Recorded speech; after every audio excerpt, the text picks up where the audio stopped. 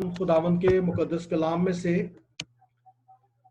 पतरस का पहला खत, उसका चौथा बाब, उसकी 7वीं आयत पर गौर करेंगे। खुदावन के मुकद्दस कलाम में से, नए नामा में से पतरस का पहला खत, चौथा बाब, 7वीं आयत। खुदावन के मुकद्दस कलाम में खुदा का बंदा यूं लिखता है, सब चीजों का खात्मा जल्द होने वाला है, बस होशियार रहो, तैयार। कलाम मुकद्दस का पढ़ा और सुना जाना हम सबों के लिए बरकत का बायस हो। आमीन आमीन। खुदावन के मुकद्दस कलाम में हम जब भी पढ़ते हैं, गौर करते हैं, खुदा हमें रहनुमाई देता है, खुदा हमारी हिदायत करता है और खुद ना सिर्फ आम लोग बल्कि खास लोग भी इस कलाम से इस्तिफादा हासिल करते हैं। खुदा का बंदा दाऊद इस बात को बयान करता है और बहुत ही मशहूर वर्स है किताब मुकद्दस की कि उसने कहा कि खुदा का कलाम मेरे कदमों के लिए चिराग और राह के लिए रोशनी है। इसी तरह से आज भी खुदा का कलाम जो है वो हमारे लिए नूर है, हदायत है, रोशनी है, चिराग है और हर शख्स की जरूरत है। खुदावन के कलाम में से नए नामा की किताब जो पतरस का पहला खत है, इसको हमने पढ़ा और नाम से बड़ा वाज़ेह हो जाता है कि इसका मुसन्नफ जो है वो खुदा का बंदा पतरस ही है और ये खत उसने बाबल यानी रोमा से लिखा था और कलीसिया की तरक्की के लिए, उसकी भलाई के लिए, उसकी रहनुमाई के लिए, मजबूती के लिए, ताकि वो मुश्किल हालात में अपनी जिंदगी को मौसर तौर से गुजार सके और उन हालात को फेस कर सके, उसने ये खत लिखा। तो मैं मुख्तसर करूंगा, इस खत के तारुफ से आगे बढ़ूंगा। इस आयत पर गौर करते हैं जो आज हमने तलावत की है। लिखा है, सब चीजों का खात्मा जल्द होने वाला है।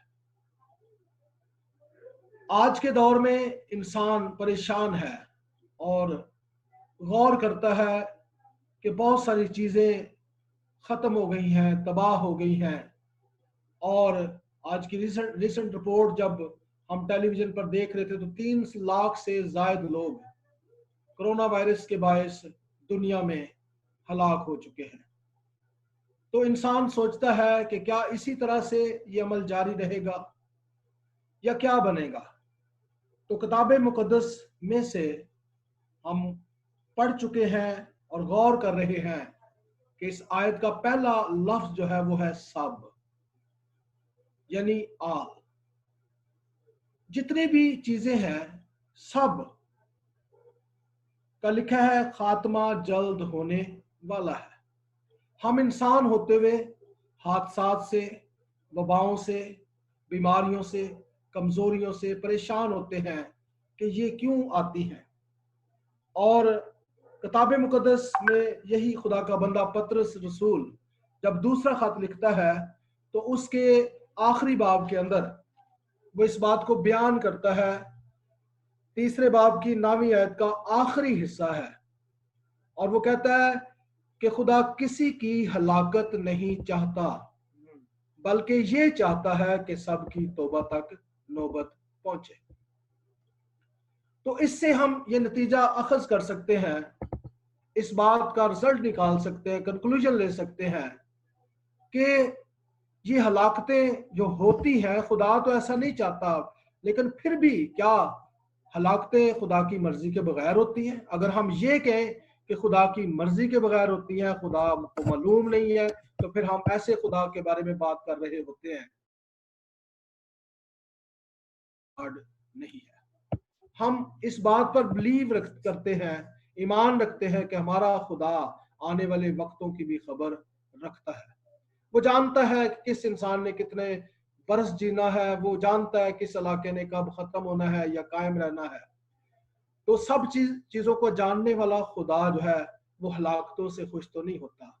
और इसकी एक दलील, एक ख्याल जो है वो हम इस बात से देख सकते हैं कि जब खुदा नूह के जमाना में दुनिया को बर्बाद करने जा रहा था, तो लिखा है उसको उस बदी से, उस गुनाह से जो है वो खुशी नहीं हो रही थी। और खुदा उन सारी बातों से मालूल का लफ्ज आया वहां पर, मालूल होता है यानी रंजीदा होता है, गमगीन होता है, उदास होता है, फिक्रमंद होता है।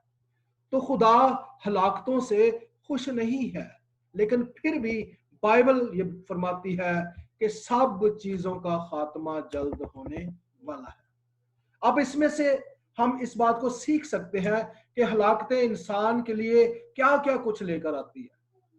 तो इस आयत को जब हमने पढ़ा, जो तीसरे बाब, दूसरे पत्रस के तीसरे बाब की 9वीं आयत का आखिरी सा पढ़ा, तो वहां पर एक बात हमें मिलती है कि ताकि सब की नौबत जो है वो तौबा तक पहुंचे, यानी सब की तौबा तक नौबत पहुंचे। और इसके लिए मैं एक ख्याल पेश करना चाहूंगा। जब हम लूका की इंजील 15 बाब पढ़ते हैं, वहां पर एक स्टोरी है मुस्लिम बेटे की। मुशर्रफ बेटे के बारे में हम सब जानते हैं कि किस तरह से उसने हिस्सा लिया, छोटा था उसने हिस्सा ले लिया, लेकर दोस्तों के साथ जब दूसरे मुल्क में चला जाता है तो वहां पर जो कुछ उसके पास था वो खत्म हो गया, क्योंकि ऐशो इशरत की थी।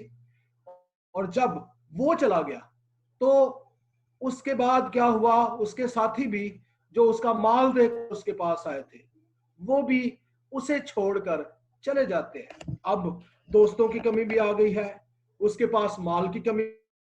फिर वहां पर हम पढ़ते हैं लूका की इंजील 15 बाब में कि उस मुल्क के अंदर जहां वो रहता था वहां काल पड़ गया। देखिए किस तरह से उसकी जिंदगी के अंदर कमी पर कमी, कमी पर कमी आ रही है। मुल्क ऐसी हालत में चला गया है कि वहां पर काल है। फिर वो एक शख्स के यहाँ जा पड़ा है जहां पर वो एक छोटी सी मजदूरी उसको मिल गई, और ये है कसूरों के साथ रहता है। और उसको वहां पर लिखा है कि उसको ख्वाहिश थी, आरजू थी कि उन फलियों को खाए जो सुअर खाते हैं, और वो भी उसे नहीं मिलती थी। गोया अब ऐसी हालत है कि वो खुराक जो जानवरों की है वो भी उसके लिए अवेलेबल नहीं है। और ये कमी पर कमी, कमी पर कमी उसकी जिंदगी में आई। लेकिन रिजल्ट हम क्या देखते हैं? रिजल्ट हम ये देखते हैं कि तौबा तक नौबत पहुंचती है। और वहां पर लिखा है कि उसने होश में आकर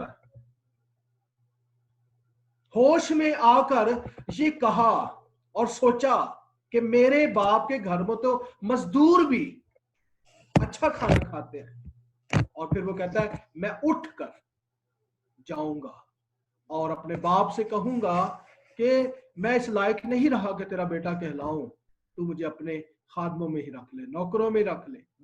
देखें, मैं उस पूरी स्टोरी को तो नहीं ब्रीफ करना चाहता, लेकिन इस नुक्ते को बयान करना चाहता हूं कि जब उसकी जिंदगी में कमी आई है, जेब खाली हो गई है, दोस्त छोड़कर चले गए हैं, मुल्क में काल आ गया है, जानवरों का खाना भी उसको नहीं मिल रहा, तो फिर उसकी जिंदगी में एक चीज जो है वो आ गई है, और वो है तौबा, वो है जो होश।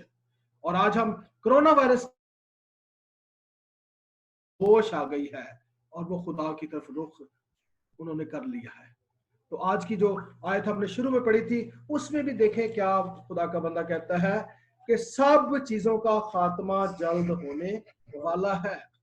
और कोरोना वायरस तो कुछ चीज नहीं है। पत्रस के खत ही के तीसरे बाब पर वापस आते हैं, यहाँ पर खात्मे का एक मंजर है छोटा सा, और लेकिन अल्फाज और जुमले जो हैं वो दिल दहला देने वाले हैं। लिखा है तीसरे बाब की 10वीं आयत, दूसरा पत्रस का खत कहता है, लेकिन खुदावंद का दिन चोर की तरह आ जाएगा। उस दिन आसमान बड़े शोरगुल के साथ बर्बाद हो जाएंगे और अजराम फलक हरारत की शिद्दत से पिघल जाएंगे और जमीन और उस पर के काम जल जाएंगे। देखें कितना कुछ लिखा हुआ है कि आसमान बड़े शोरगुल के साथ बर्बाद किए जाएंगे।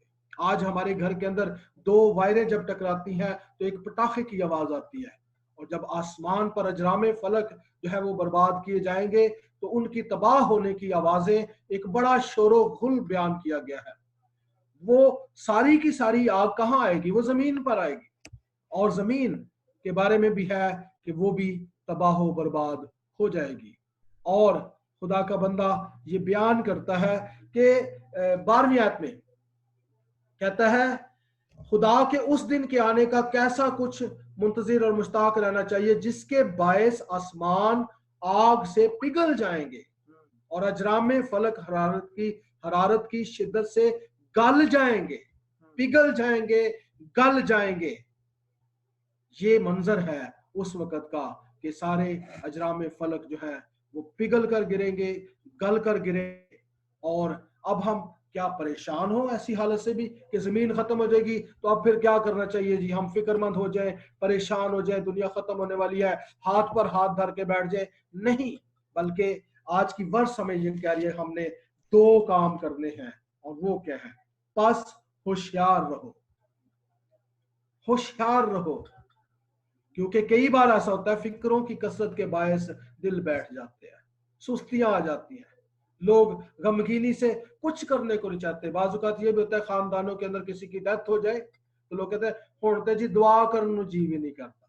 लेकिन मैं ये कहूंगा, जिस कदर आप तबाहकारियों को होता हुआ देखो, हम सब ईमानदारों को ये जरूरत है कि हम और होशियार होकर, बेदार होकर, मसीह में जाग के, मसीह में जिंदा होकर वो काम करें जिनसे दूसरे भी बेदार हो सके, दूसरे लोग भी जाग सके, दूसरे लोग भी खुदा की तरफ जो है वो अपनी रगबत ले सके, खुदा की तरफ आ सके। और होशियारी के साथ साथ, जैसे पिछले सरमन में भी मैंने जोर दिया था कि हमको दुआ करने की जरूरत है, आज की वर्ष में भी आखिरी हिस्सा यही है कि दुआ करने के लिए तैयार रहो। दुआ करनी है, होशियार रहना है और दुआ करनी है, क्योंकि सब चीजों का खात्मा जल्द होने वाला है। और एक आखिरी बात करूंगा, हमारे लिए उम्मीद भी है, जब दुनिया खत्म हो जाएगी, खुदा नए आसमान को और नई जमीन को उन लोगों के लिए उसके हुक्मों पर अमल करते हैं। तो खुदावंद का शुक्र अदा करता हूं, और आप सबके लिए भी खुदा का शुक्र अदा करता हूं। थैंक यू जी। आए हम आज के कलाम की शुक्रगुजारी की दुआ करें।